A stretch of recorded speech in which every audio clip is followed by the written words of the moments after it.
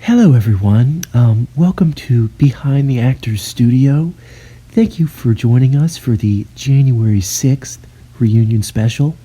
I'm your host, Chris Hardwick, and we are just absolutely honored to have all of the actors from the set that day. We are just happy to have everybody come reunite to reflect on some fun anecdotes and tell some funny stories of what they remember from that day.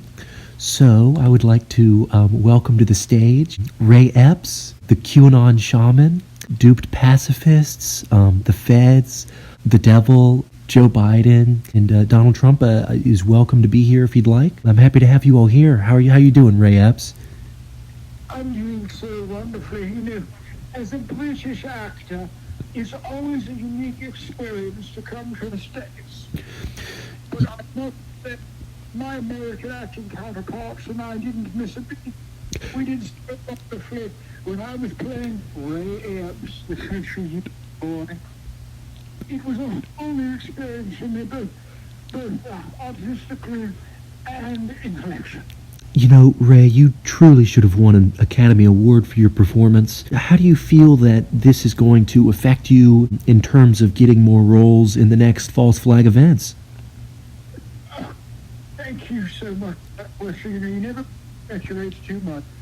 And while I was the star of this presentation, we must acknowledge that a false flag requires every single actor, not just the important actors who tell everyone else to storm the barricades, but all of us together have to be acting for the presentation to come together. I just feel so wonderful. The 9/11 sequel's coming out soon. Maybe I'll put a role in that. Yes, we're very excited for 9/11 2, Electric Boogaloo. Honestly, though, that's the biggest movie film. The critics really love this movie. Scores were really, really low for January 6th. The critical scores were excellent. The audience tomato meter was very low for January 6th. But, 9/11 2 would be great. I think it's some development that where it is or they're in the future. That is a really interesting take, Ray. I really appreciate you all being here as much as we would love a sequel to this event. Just having the actors be able to be here and talk about an event that is so loved by so many people and has made such a dent in pop culture and fiction so far, the 2020s. I'm looking forward to more storytelling from all of you. But now, Ray Epps and QAnon shaman, of course, the characters you both played were always lovable misfits with an unbreakable bond together and, of course, an incorrigible disdain for the Biden administration. But behind the scenes, there was rumored to be some conflict on set between you two, which I think is upsetting for us fans to hear. Can you tell us anything about that, Ray? Yes, at this point, I believe it's water under the bridge, but on set it was huge difficulty. So as you know, just in production, the director, and in this case the PI director, handles all our scripts, and we go through the time, and it says, okay, at 6:45, we're going to be at the south entrance, and we're going to tell them to storm the barricades and this and that. But we had a bit of a kerfuffle. I did with I'm going to let you talk in a moment. I get to talk first. We just didn't know, really connecting with the script. We don't know if the character in our soul really connected with the script. And I think with the QAnon shaman, Jeffrey is his actual name, but as an actor, QAnon shaman, he felt that his role was a little pushed under the rug by the director. Well, truthfully, you are such a generous actor, Mr. Epps, but as a performer, I just felt as if you were perhaps overshadowing me intentionally. Of course, this is all just, as you said, water under the bridge, but, I'm not sure everyone knows, but, Mr. Epps and I were also writers of this event, and, some of the challenges of concocting this story is that we really didn't think the American people would even buy this, and, we were absolutely astounded when this particular event resonated with so many people, and really made us realize the American populace is even more stupid than we thought. I mean, this was, just it's really exciting for Ray because, we look forward to getting back in the writer's room and creating some more false flag events. But at the time, we were just absolutely stressed out, and I just remember lashing out at Mr. Epps, and it was absolutely regretful. I just felt he's such a generous performer, and as a writer, I should have stepped up to the notch and developed my character a little bit more as he had. Well, I want to say QAnon Shane was so generous. He really had, if not that I was perhaps the most prominent actor, he was a real writer. I really maybe had more of a contributing final input role, but really, QAnon Shaman was one of the main planners, main writers. I believe his in one of the initially requested drafts. And initially the plans at the DNC and the country, we thought, are they going to go up? Are they not going to go up? That was a huge plot argument in the writers' room. But QAnon Shaman, we all should be thankful for his excellent writing contributions. And truly, I wouldn't have attempted such a performance if it wasn't for my friend Mr. Epps. And he's truly generous in the sense that I've had the pleasure to act in many false flag events, but this was able to be my first on-screen directing credit, and I am able to appreciate the fact that Mr. Epps allowed me to have this opportunity. It was a team effort, and all I tried to do is follow the lead of George W. Bush, who was such my acting icon. In classroom scenes, still, I tear up every time. I think now that we are going to go to our audience Q&A section of this panel, or Q-on-N-A, if you will. Okay, we are definitely going to fire our writers. Anyway, would anyone like to go first? Yeah, I'm an audience. Who would you like to ask a question for Mr. QAnon Shaman or the Devil or even I think Trump is here. I think Trump just walked in. Would you like to answer a question, Mr. Trump? That'd be absolutely wonderful. It's so good to see all these beautiful people. Well, thank you. I'm going to try to keep my question as short as possible. Mr. Trump, how do you feel about this being a false flag? I mean, in my head, I don't want to believe that you even know about that. But I guess I was going to say, do you kind of feel, Mr. Trump, this is the main question, are you embarrassed that Bush's false flag was like way bigger and more of a big deal than your false flag event? And do you feel like your presidency is going to go down as a failure because your false flag event is way less stressful and worse than Bush's? Thank you.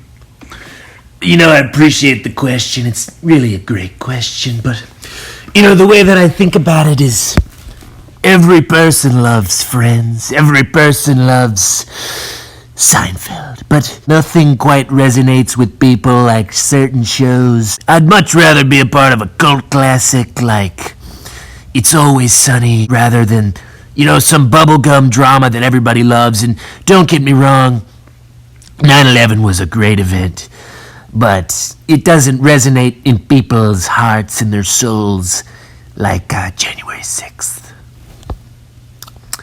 That is such a great answer, President.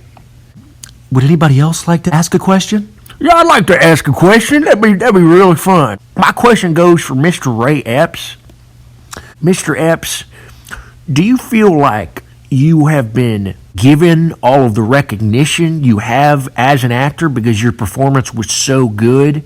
Because I think a lot of people are still under the impression that this was a real performance and that you were not acting. And I think, as an actor, I feel like that's kind of a double-edged sword in the sense that, wow, I did such a good job that people don't believe that I'm actually an actor. But also, it's like, damn, I feel like I should get some more accolades. Can you speak to that at all? Well, I must say, that is a brilliant insight, brilliant identification. And it is a bit of a double-edged sword because, no one even knows that I was doing it. And do I interpret that as I was doing so, as you said, and I did such a good job, and that kind of gets to another point of us actors, of the false flag acting community. We don't always get the recognition we deserve for acting brilliant, but we have to tell ourselves that all of the most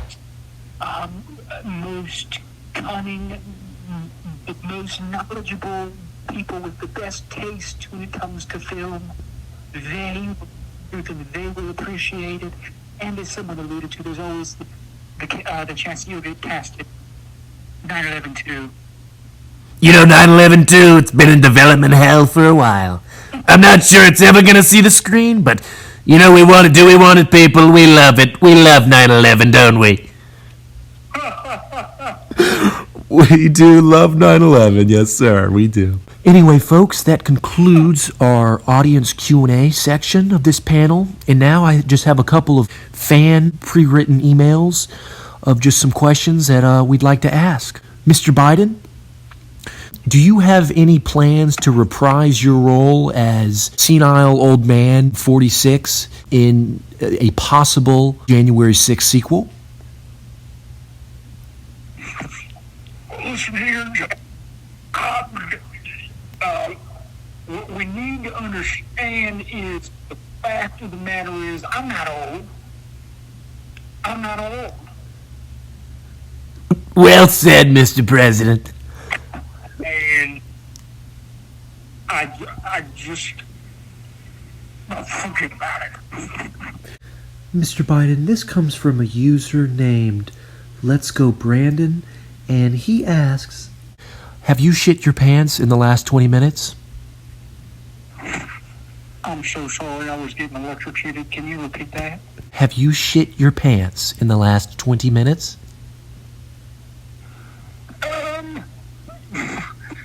What kind of question is that to ask the President of the United States? Of course.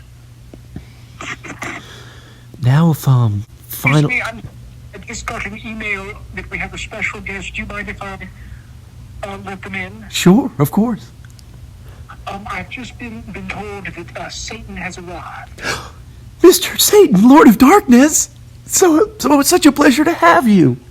Hello. I think you'll all remember when I ran for president in 2016. It's me. Hello, Rodden. Oh, God, who invited the devil? It's Christmas all over again. When we talk about January 6th, I just want to make sure that we're giving Benghazi all of the attention that it deserves as a beautiful indie false flag film. And I know this isn't about me, and it's kind of cringy for me to come promote my film, or we're here to celebrate someone else's film. But all of my crisis actors did a great job, and they deserve credit for Benghazi. That's all I have to say.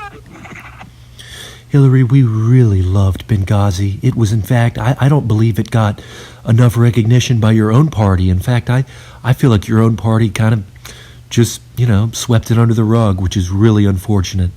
I'm glad that some of the Republican Party was able to appreciate Benghazi and actually ask some valid questions about the production of it. And really give the credit they deserve for that. Speaking of Benghazi, you may have, Hillary, your direction and your direction style is something I appreciate in the fact that some of your actors actually performed their own stunts and were actually killed on screen.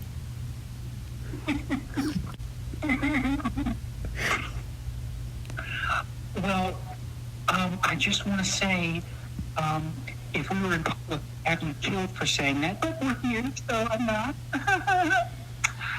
But what were we going to say about that? Oh, yes. They were committed to the role. What can I say? They're excellent actors, and I think they should go down being really good. They will certainly go down in history as great actors, as down as they went into the ground when they were buried at their funeral. And certainly go down into hell as well. Well, I think that concludes everything that we had organized as part of our January 6th reunion special. And now I'm just going to give the floor to you guys if anybody would like to make some closing remarks or anything along those lines. Absolutely. I've switched to my Ray Epps character just kind of as a fun sign-off. Kind of want to go back to my American voice, even though I'm a British background. I'm Ray Epps. I'm supposed to thank tonight's sponsors. That includes the National Security Administration, the Central Intelligence Agency, the Federal Bureau of Investigation, and Chipotle. Also, I just wanted to say that everyone who did, all the actors on January 6th, so proud of you. You did such a good job. It's always hard when you have a production with a lot of actors, but we deserve credit. We packed so many actors with certain scenes that's never been done in a film. And there was some true acting in January 6th. I want to thank all the January 6th. Well, I guess that concludes our January 6th reunion special. Please tune in next week for our Sandy Hook reunion special. It's going to be off the hook.